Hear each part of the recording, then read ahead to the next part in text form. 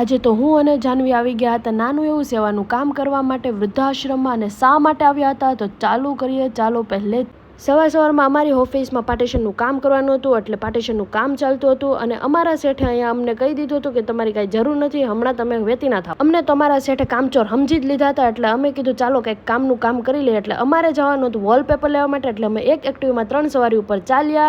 અને ગરમી તડકો તો એટલો, એક તો હું કાળી, ઉપરથી વધારે કાળી ના થઈ જાવ એટલા માટે આપણે ચુંદડી બાંધી લીધી અને ચુંદડી માથે આખી સ્ક્વિડ ગેમની જેમ ઓઢી લીધી. ફટાફટ અમે લોકો અહીંયા ગોડાઉને પહોંચી ગયા. જે સામાન લેવાનો હતો એ ફટાફટ સામાન અને વોલપેપર લેવાના હતા, એટલે વોલપેપર આપણે લઈ લીધા છે.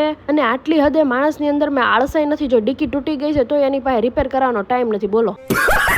આ બાજુ અમે પણ ઢળીને કામ કરી નાખ્યું. શેઠ અમારી રીલ્સ જોઈને તો લાગશે નાના મેં કામ કરવી છે. ફાઇનલી અમે લોકો અમારી મજૂરી પતાવી અને જવાનું તો આશ્રમ જવા માટે નીકળી, અને ફટાફટ અમે લોકો આશ્રમે પહોંચી ગયા. અને અંદર જતા જ ફટાફટ આપણે પેલા મંદિરમાં દર્શન કરી લઈએ. અને બટ ઓબ્વિયસલી આપણે લોકો જમાડવા ગયા હતા, એટલે આ બાજુ જમણવાર પણ ચાલુ થઈ ગયો હતું, જમવાનું આપી દીધું હતું. અને આ બાજુ જાનવીના ફેમિલી વાળા બધા જમવા બેસી ગયા છે, અને આ બાજુ બધા બાને પણ જમવા આપી દીધું છે.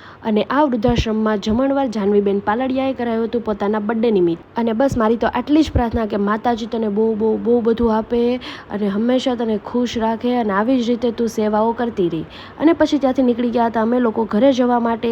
અને હું ઘરે પહોંચી એટલે મને મારો નાનો એવો ક્યુટ સબસ્ક્રાઈબર મળી ગયો હતો.